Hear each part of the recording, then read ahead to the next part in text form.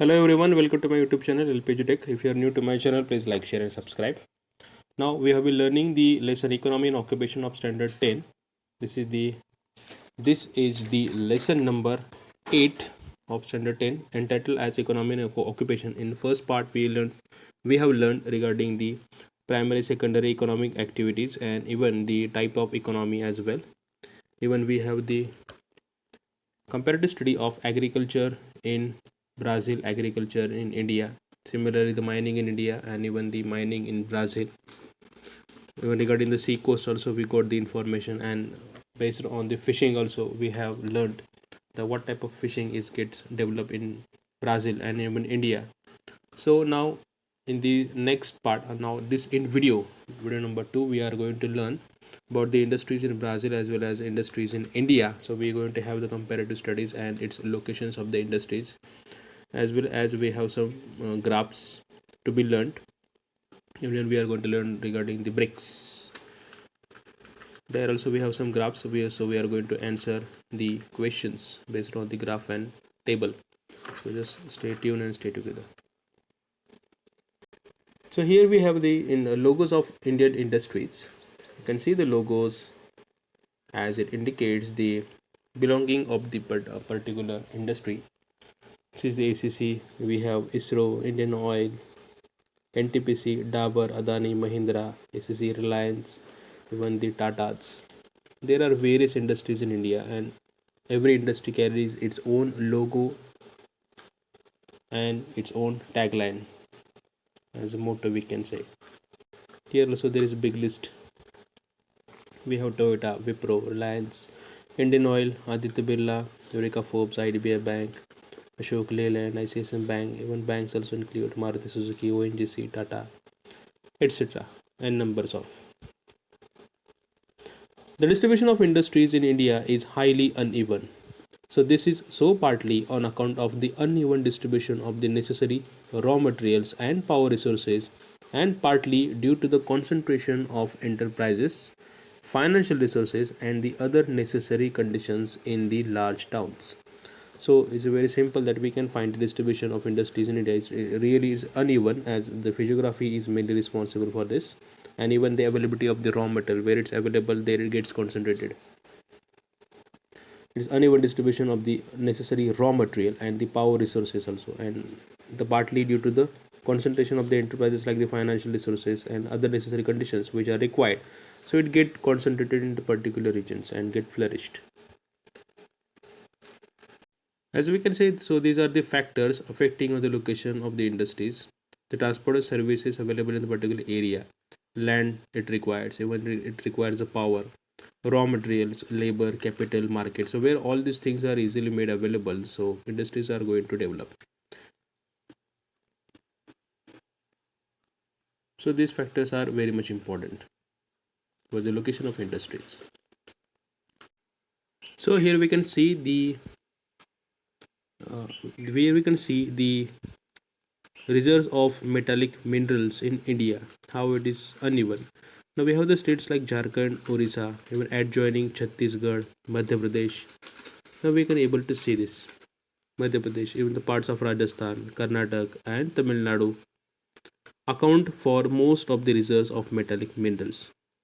Now these are the states it is shown. Even in the index, it is clearly visible to you. This area, therefore, particularly the northeastern part of the peninsula, right?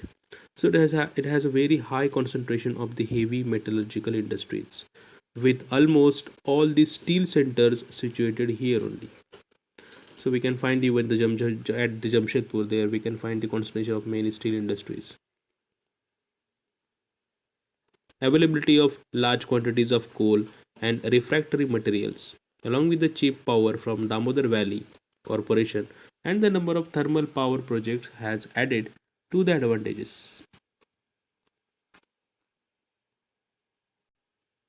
Rajasthan has a copper, lead, and zinc.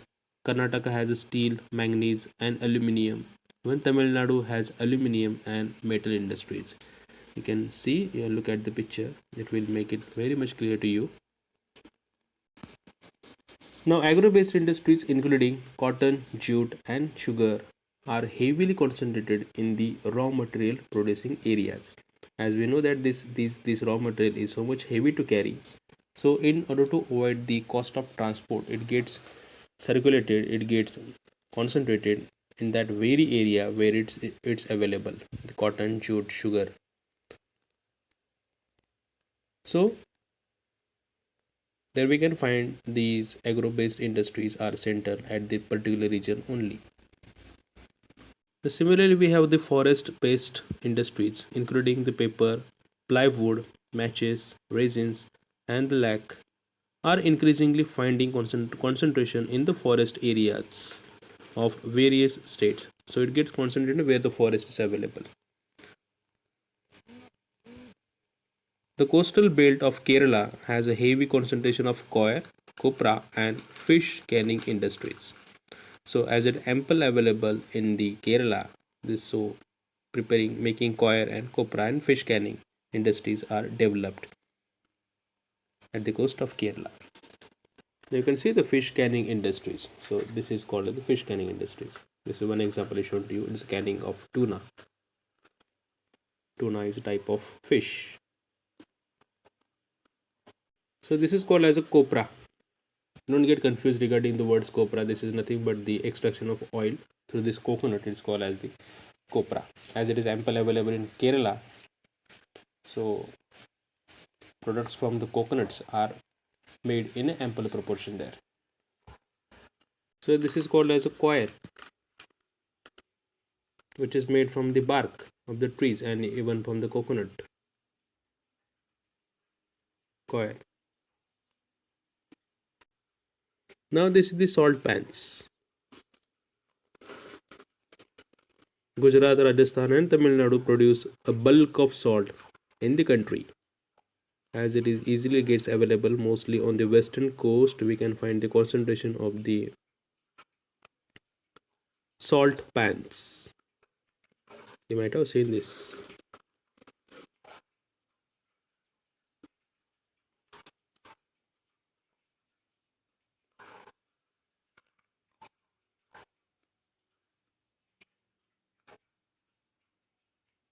Now see here Koyali, Digboi, Nunmati and Bonaigaon.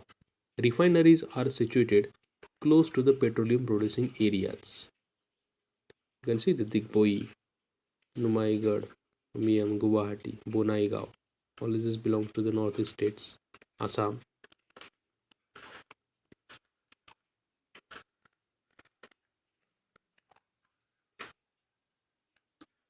These are the petroleum producing areas. And your Mathura, Barauni, Mathura. See in UP also we can find Mathura, UP, Bihar. Barauni comes in Bihar, Mathura in UP. Now I'm just showing the location of the states as well. So kindly keep in mind. The refineries are in the interior, away from the coast and oil producing areas. The distribution of cement industries is also highly conditioned by the availability of raw materials. So this is the major oil refineries in India. Just have a look where you can find the Jamnagar, this Koyali, Mumbai, Mangalore, Kochi, Nagapattinam, Chennai, Tattipaka, Vishakhapatnam, Haldia.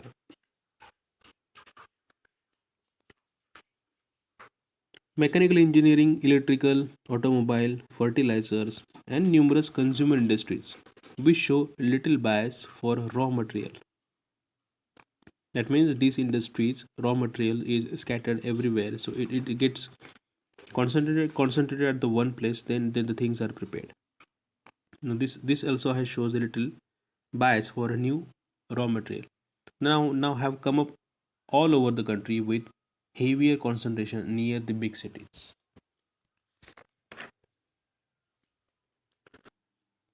Now let us move ahead. Now here we have a table indicating import, export and the balance of trade, value given in US dollars. Let us recall section. Now read the adjoining table and answer the following questions. Now here we are going to answer this. Now it's quite simple. You have learnt it in the last year, that is in 9th standard. What is balance of trade? Now simple question it is, answer also simple. The balance of trade is a difference between the import value and the export value of a country is called the balance of trade. Second number question, Now tell the types of balance of trade. Now we are well familiar that there are two types. Number one is the favorable and another one is unfavorable balance.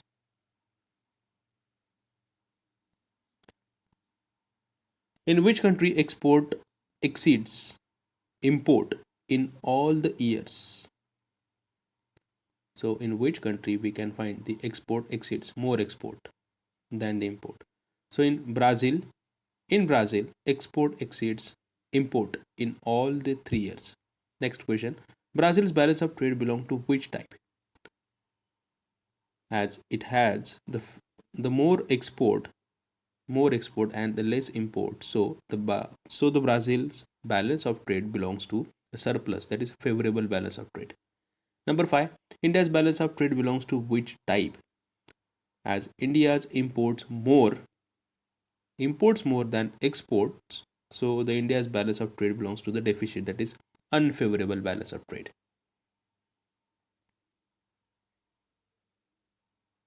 I hope you understood this.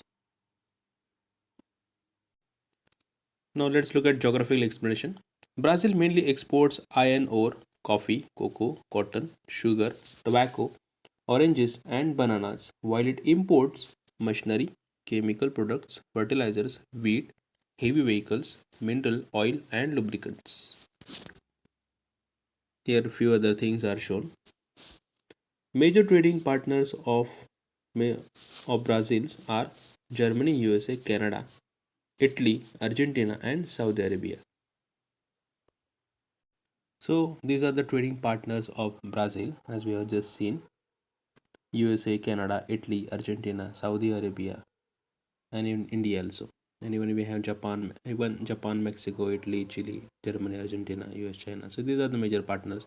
But majorly it does business with the China and USA.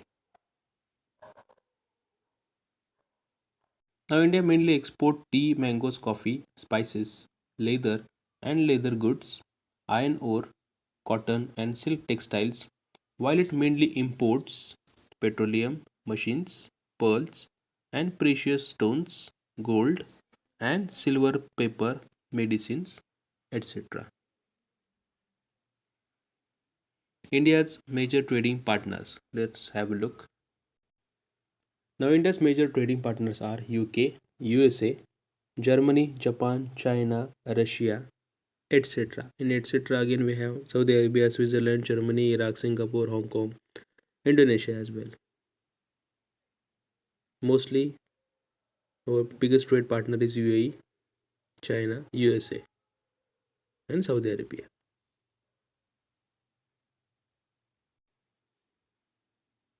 Now let us learn and understand regarding the BRICS.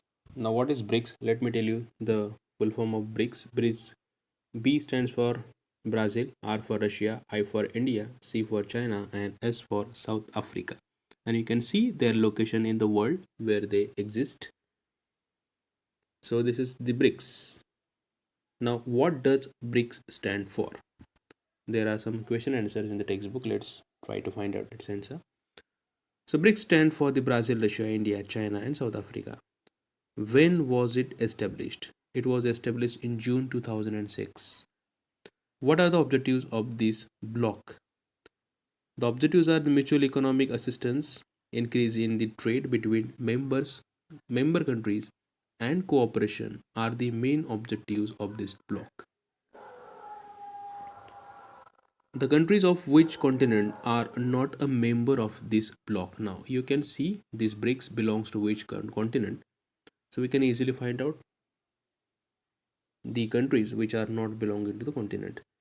The countries of continent of North America, especially not belonging to it, North America, then Europe, then we have Australia, Antarctica, are not a member of this bloc because we cannot see any single member of belong to this continent.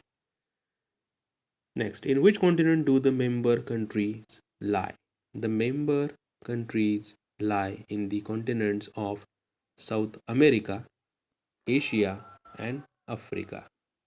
South America, Asia, and Africa. So only three continents.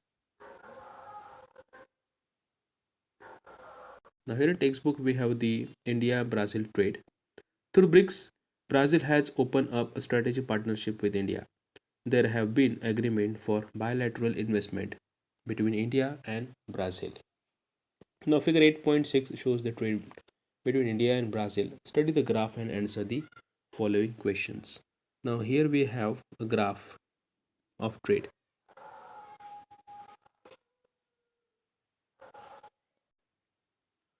Now in which year the value of exports to Brazil exceeded the imports from Brazil? In which year we can find the more export? Simply it means. Now in year 2008, 2010, 2011, 2013 and 2014 and 15 also the value of export to Brazil exceeded the imports from Brazil. Second number, in which year the trade with Brazil was most favorable all?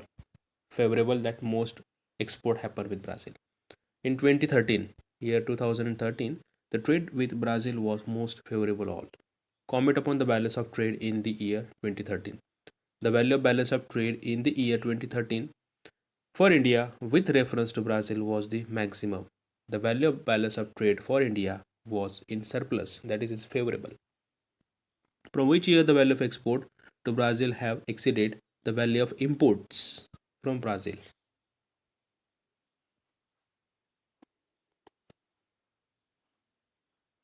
From 2013, the value of exports to Brazil have exceeded the value of imports from Brazil. Write a note on the trade between Brazil and India. See, the India's trade with Brazil is of fluctuating nature. It's getting changed many times. Since 2030, the value of exports of India to Brazil have exceeded the value of imports of India from Brazil. Since 2014, the India's export and import trade with India shows downfall.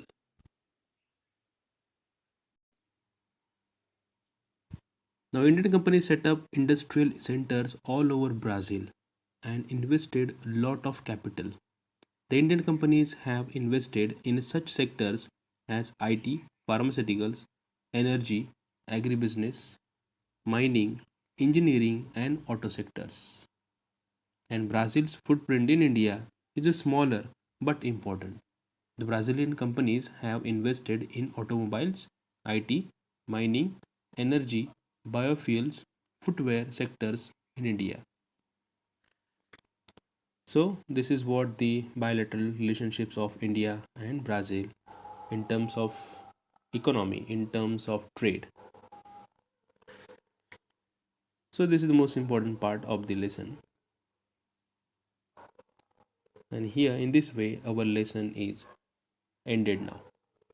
If you really like my explanation, please like, share, and subscribe. Thanks for watching.